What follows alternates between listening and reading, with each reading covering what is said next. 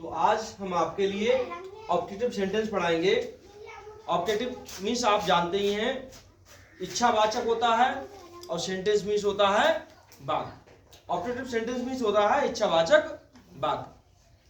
इसका जो आइडेंटिफिकेशन है वो इस प्रकार हो जाएगा कि वे वाक्य या फिर वे हिंदी वाक्य जिनमें किसी की इच्छा, अभिशाप, आशीर्वाद या कामना इत्यादि प्रकट की जाए, ऐसे वाक्य ऑप्टेटिव सेंटेंस कहलाते हैं। ये वाक्य अधिकांश में से आरंभ होते हैं और एक खासियत और है, इन वाक्यों के लास्ट में मार्क ऑफ एक्सक्लेमेटरी या फिर साइन ऑफ एक्सक्लेमेटरी जरूर लिखा जाता है। अभी तक साइन ऑफ एक्सक्लेमेटरी आपको मिलता था एक्सक्लेमेटरी सेंटेंस में, लेकिन इसमें भी साइन ऑफ एक्सक्लेमेशन जरूर मिलेगा लास्ट में, तो वो देखेंगे आप, बताए जाएंगे अभी ये सेंटेंस इस प्रकार के। और साथ में आपको उसी प्रकार से पढ़ाया जाएगा जिस प्रकार अभी लास्ट टाइम पढ़ाया गया आपको, कि पहले वर्ड मीनिंग लिखाई जाएंगी 10, उनके अकॉर्डिंग 10 सेंटेंस बनवाए जाएंगे। लेकिन उससे पहले आपके लिए इसकी डेफिनेशन एवं रूल से अवगत करा देते हैं। डेफिनेशन और रूल आपको बताए जाएंगे इसके, कि क्या डेफिनेशन है इसकी, किस तरह से आप उसे समझ सकते हैं सेंटेंस को, कैसे पहचानेंगे सेंटेंस, और क्या रूल्स हैं जिनका फॉलो करेंगे आप, उनके अकॉर्डिंग उनका ट्रांसलेशन करेंगे, ऐसा देखेंगे। ठीक है, तो ऐसा अभी आपको बताया जाएगा यहाँ पर, तो सभी लोग देखें। तो असल में ये सेंटेंस जो है ये दैनिक बोलचाल में बहुत ज्यादा यूज किया जाता है इसका। जैसे कि आपने देखा होगा कहीं पर भी कहा जाता है कि भगवान आपको आशीर्वाद दे, तो गॉड ब्लेस यू कहा जाएगा, या फिर भगवान आपको आशीर्वाद दे बच्चे, तो या फिर भगवान आपको आशीर्वाद दे मेरे बच्चे, इस तरह से कहा जाए तो God bless you my child ऐसे कहा जाएगा। आपकी उम्र लंबी हो ऐसे कहा जाए तो इसमें कहा जाएगा मे यू लिव लॉन्ग। क्या कहा जाएगा? May you live long. जैसे कि अभी बताया था मैंने, ये सेंटेंस अधिकतर में से आरंभ होते हैं। किससे आरंभ होते हैं? में से। तो देखेंगे हम, में से दो प्रकार के सेंटेंस आरंभ होते हैं। एक तो ये सेंटेंस आरंभ होते हैं ऑप्टेटिव वाले, और एक इंटरोगेटिव सेंटेंस भी में से आरंभ होता है, क्योंकि में जो है वो है सका सखी सके। में को हिंदी में क्या कहेंगे? सका सखी सके। जैसे क्या मैं अंदर आ सकता हूं श्रीमान जी? अक्सर बच्चे बोलते हैं ये चीज इंग्लिश में, क्या बोल देंगे? बच्चे बोलेंगे इसे, मे आई कम इन सर। क्या मैं अंदर आ सकता हूं श्रीमान जी, या फिर क्या मैं अंदर आ सकती हूं श्रीमान जी। इस चीज को बच्चे लोग बोलते हैं मे आई कम इन सर, बोलते हैं नहीं बोलते हैं इस तरह से। तो लेकिन वहां पर इंटरोगेटिव चिन्ह आएगा, ना कि साइन ऑफ एक्सक्लेमेशन आएगा आपका। कौन से मतलब साइन आएगा आपका? इंटरोगेटिव। क्वेश्चन मार्क आएगा, ये नहीं आएगा वहां पर, क्योंकि वो इंटरोगेटिव सेंटेंस है। और जो अभी यहां पर पढ़ा जा रहा है ये ऑप्टेटिव सेंटेंस है, तो यहां पर आपका साइन ऑफ एक्सक्लेमेशन आएगा, ना कि इंटरोगेटिव आएगा। इसमें हमने पहचान लिखी है, क्योंकि हमने बताया है इसमें। सबसे पहले तो ये देख लो, यहाँ पर इच्छावाचक या फिर इच्छा सूचक वाक्य कहा जाता है। ऑप्टेटिव को हिंदी में कहते हैं इच्छावाचक या फिर इच्छा सूचक, और सेंटेंस मीन्स वाक्य। इच्छावाचक या फिर इच्छा सूचक वाक्य।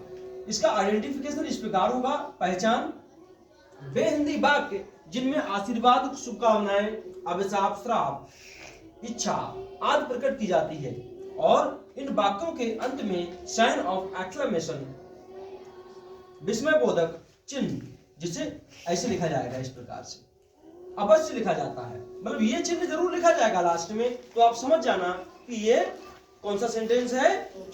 ऑप्टेटिव सेंटेंस है। मेथड रूल्स इसके इस प्रकार हो जाएंगे बनाने के नियम। पहला रूल है आपका, यदि हिंदी हिंदी वाक्य का सब्जेक्ट अर्थात कर्ता क्या हो? भगवान हो या फिर ईश्वर हो, अल्लाह हो, परमात्मा हो, अंतर्यामी कुछ भी हो, तो ये सब दिए हों तो आप क्या करेंगे, वाक्य का अंग्रेजी में अनुवाद में या फिर विश से आरंभ करेंगे। फॉर्मूला इसका इस प्रकार होगा, जैसे कि जब सेंटेंस आप ट्रांसलेट करेंगे तो आप में लिखेंगे या विश लिखेंगे, जो भी लिखेंगे अर्थ के अनुसार, उसके बाद सब्जेक्ट लिखेंगे अर्थात गॉड लिखेंगे यहाँ पर, क्योंकि गॉड आएगा तो गॉड ही लिखेंगे ना। उसके बाद एम बी फर्स्ट लिखेंगे अर्थात मेन वर्ब की फर्स्ट फॉर्म लिखेंगे और यहाँ ऑब्जेक्ट लिखेंगे। उसके बाद में other word, O for other, W for पर, अदर वर्ड कोई बच जाता है उसे लिख लेंगे आप, और उसके बाद में प्लस में साइन ऑफ एक्सक्लेमेशन लिखेंगे। उसके बाद रूल सेकंड है आपका, कुछ हिंदी वाक्यों में भगवान करे, ईश्वर करे, अल्लाह करे, परमात्मा करे, परवरदिगार करे, कुछ भी आ सकता है इस प्रकार से आदि शब्द दिए होते हैं, परंतु ऐसे वाक्यों में दरअसल ईश्वर स्वयं कुछ नहीं करते। क्योंकि स्वयं कुछ नहीं करते क्योंकि वो तो कह रहे हैं कि ईश्वर करे, भगवान करे, ऐसा हो जाए, तो या फिर अल्लाह करे ऐसा हो जाए, इस प्रकार से कहा जाएगा, तो उसमें ईश्वर स्वयं थोड़ा ही कुछ कर रहे हैं, है ना, ईश्वर नहीं कर रहे हैं कुछ भी। तो ऐसे वाक्यों का अंग्रेजी में अनुवाद करते समय क्या करेंगे, ऐसे शब्दों को हटा देंगे, क्या करेंगे, हटा देंगे, बाकी जो शेष वाक्य बच जाएगा हम उसका ट्रांसलेशन कर देंगे। जैसे कि फॉर्मूला इस प्रकार से दिया जाएगा आपको, सबसे पहले में या विश जो भी लिखेंगे आप, उसके बाद सब्जेक्ट आएगा, उसके बाद मेन वर्ब की फर्स्ट फॉर्म आएगी, फिर ऑब्जेक्ट आएगा, फिर अदर वर्ड, और लास्ट में साइन ऑफ एक्सक्लेमेशन चिन्ह आएगा आपका, ठीक है, लास्ट में साइन ऑफ एक्सक्लेमेशन चिन्ह आएगा, इस तरह आपका। तो ऐसे आप उसको देखेंगे। और इन वाक्यों का अंग्रेजी में अनुवाद करते समय हमको बड़ी जटिलता का सामना करना पड़ता है, तो ये हमें आवश्यक है, अर्थात आप लोग तभी इसको बेहतर तरीके से समझ पाएंगे जब इसकी रिवीजन ज्यादा होगी आपकी। क्या ज्यादा होगी? रिवीजन। जितनी रिवीजन होगी उतना ही इसको आप लोग सही प्रकार से समझ सकते हैं। तो रिवीजन के लिए ये सेंटेंस हो चाहे आपको होता है एक्सक्लेमेटरी सेंटेंस हो, दोनों सेंटेंस की रिवीजन आवश्यक है आपको। जितनी ज्यादा रिवीजन होगी उतना ही इनका जो तरीका है वो समझ पाएंगे। तो ये चीज नोट में भी हम लिखवा लेते हैं, तो अभी नोट में लिखवाएंगे हम, देखेंगे। हाँ, तो जैसा कि मैंने अभी बताया था आपको, उसी प्रकार मैंने नोट भी लिखवा दिया है आपको विशेष से आलो कि ऑब्जेक्टिव सेंटेंस इच्छावाचक वाक्यों और एक्सक्लेमेटरी सेंटेंस विस्मयबोधक वाक्यों को बेहतर समझने के लिए इसका रिवीजन, दोहराना, पुनरीक्षण करना आवश्यक है। अर्थात इसको जितना ज्यादा दोहराएंगे आप उतना ही बेहतर ये समझ में आपको आएगा। यदि इसे दोहराएंगे नहीं तो ये सही प्रकार से समझ में नहीं आएगा। ये बेहतर समझने के लिए आपको ज्यादा से ज्यादा इनको पढ़ने की आवश्यकता है, ज्यादा से ज्यादा चेंजेस करने की आवश्यकता है, और कहीं पर भी कंडीशन या फिर सिचुएशन के हिसाब से इनका यूज करने की आवश्यकता है। अगर इनका यूज आप सही प्रकार से, सही समय से और सही स्थान पर करेंगे तो बेहतर से बेहतर इनको समझ पाएंगे।